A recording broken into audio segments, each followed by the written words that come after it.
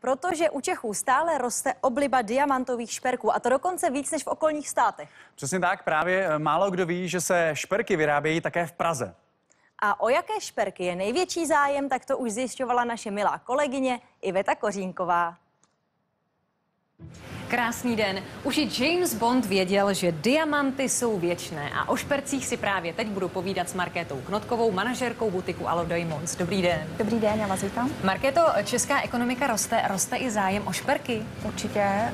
Český zákazník kupuje šperky, diamantové šperky nebo šperky s drahými kameny, čím dál tím častěji více. Jaké šperky jsou u nás nejoblíbenější? Velmi oblíbené jsou šperky s bílým zlatem, s diamanty. Takové šperky vlastně tvoří většinu poptávky zákazníků, ale velkou oblibu zaznamenáváme u třeba barevných kamenů.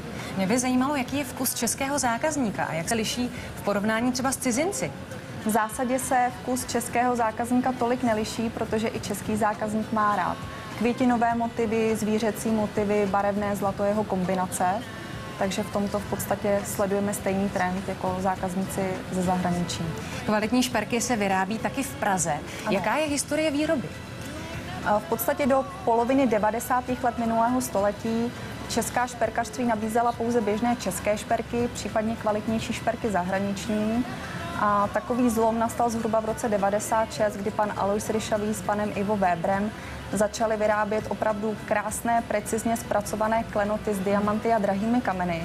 Takže v podstatě položili základ takové nové šperkařské české tradici. My jsme na náměstí Republiky v jednom z pražských butiků. Je opravdu krásný, tak čím se inspiroval tady ten design?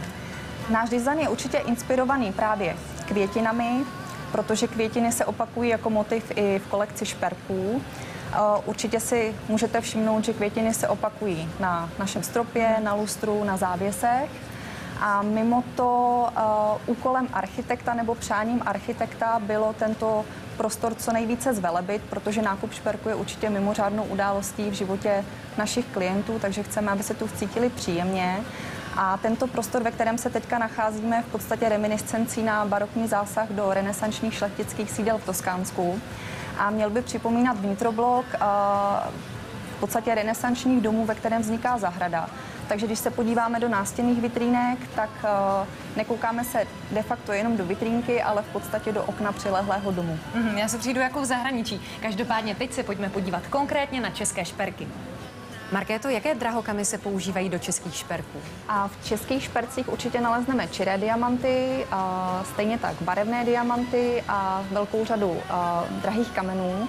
Ráda bych zmínila zejména safír, smaragd, rubín, tanzanit a z dalších drahých kamenů určitě zmíním i krásný náhrdelník, který na sobě máte s turmalínem.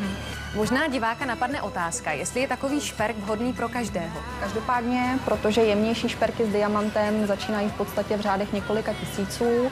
Na druhé straně té škály jsou potom rodinné investiční šperky, kde se pohybujeme v podstatě od karátu výše, řekněme. Může to být zásnubní prsten, dárek k promoci nebo k jiné významné životní události.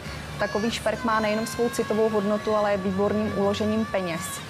Když si budeme takový šperk kupovat, na co bychom si měli dávat pozor? Určitě na to, abyste kupovali takový šperk u renomovaného prodejce s dlouholetou tradicí. A samozřejmostí by mělo být, že vám prodejce k takovému šperku vystaví certifikát, osvědčení i nezávislým soudním znalcem. Teď to máme kompletní, děkuju moc, my se loučíme, mějte se krásně a užívejte snídani s Novou.